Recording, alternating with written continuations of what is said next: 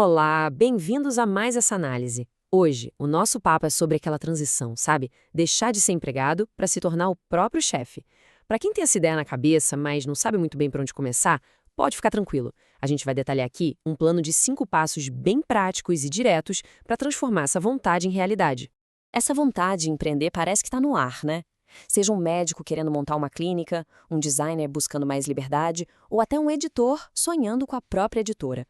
A ideia de ser dono do próprio nariz é muito, muito forte. Mas então, o que é que impede a maioria das pessoas de dar o primeiro passo? É a famosa armadilha da preparação perfeita. Aquela busca que nunca acaba pelo logo ideal, o site impecável, o nome de negócio mais genial que existe. Só que na prática, isso é só um nome bonito para procrastinação disfarçada de planejamento. E a solução para essa paralisia toda está, na verdade, nessa frase aí. Pense grande e comece pequeno. Esse conselho é a alma do nosso primeiro passo. É um conceito tão poderoso que pode literalmente salvar um negócio antes mesmo dele nascer. Vamos entender direitinho como isso funciona? Bom, passo número 1, comece pequeno e comece agora. O que isso quer dizer? Lançar a versão mais simples e mais enxuta possível do negócio. E fazer isso já. No mundo das startups, isso tem até um nome chique: Produto Mínimo Viável, ou, como todo mundo chama, MVP. Pensa só na diferença que a gente vê aqui. De um lado, tem o jeito errado, um caos, tentando montar uma operação gigante logo de cara. Do outro, o jeito MVP, focado na simplicidade. O MVP é basicamente isso, é ignorar todo o resto e focar na única coisa que importa no comecinho, o mínimo necessário para fazer a primeira venda. E olha, não vamos confundir isso com falta de preparo, tá? A abordagem MVP é, na verdade, a mais inteligente de todas. É sobre ser rápido, testar a ideia no mundo real e usar os recursos, tanto tempo quanto dinheiro, da forma mais eficiente possível. Ok, o negócio começou pequeno, certo? Agora vamos para o passo 2, que é uma mudança de mentalidade. E isso aqui é crucial. Um dos maiores erros de quem está começando é simplesmente recriar o antigo emprego.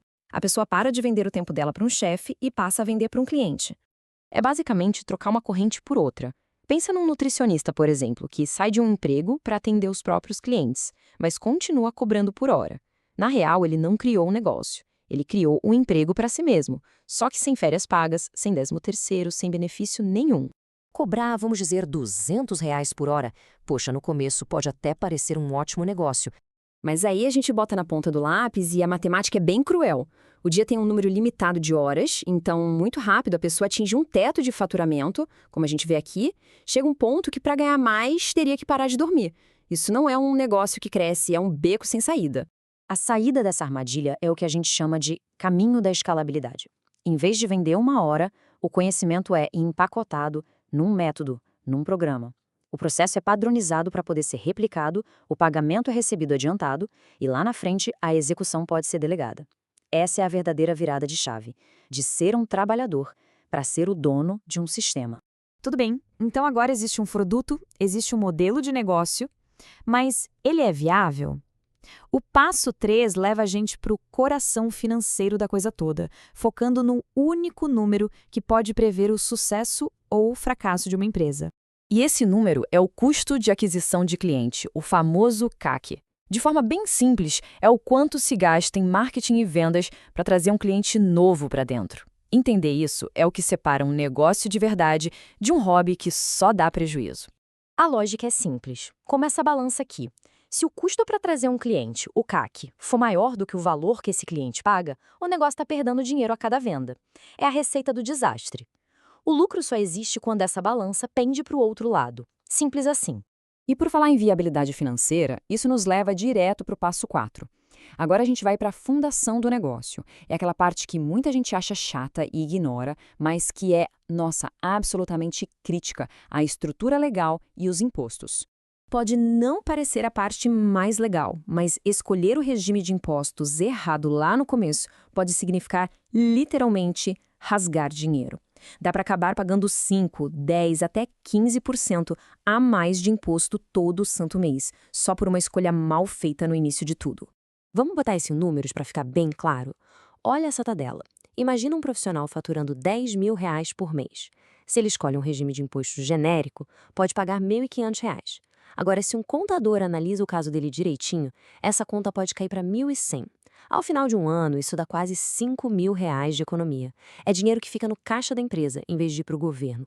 E se parece que isso é só um detalhe, pensa no exemplo do McDonald's. A casquinha que eles vendem não é, perante a lei, sorvete. É bebida láctea. Essa pequena mudança na classificação fiscal economiza milhões em impostos para eles. Isso é genial e mostra que entender as regras do jogo não é só para empresa gigante. É uma ferramenta poderosíssima para qualquer negócio sobreviver e crescer. E chegamos ao passo 5, aquele que tira o sono de todo mundo que está começando. Como conseguir os primeiros clientes?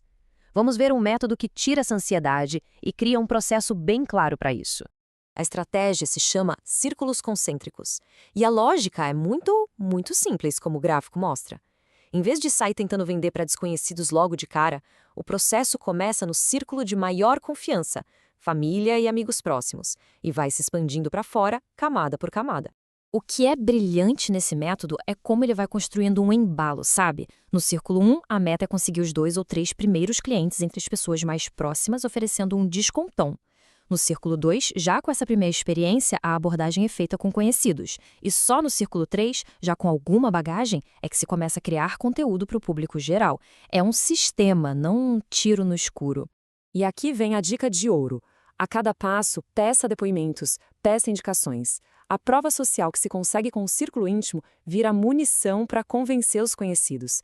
O sucesso com os conhecidos vira autoridade para atrair o público. É um círculo alimentando o outro.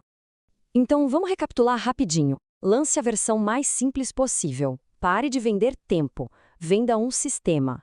Domine o custo de aquisição para ter saúde financeira. Construa uma base de impostos inteligente desde o começo. E, por fim, encontre os primeiros clientes de forma sistemática, usando os círculos de confiança. E com isso, a gente termina com a pergunta que fica no ar.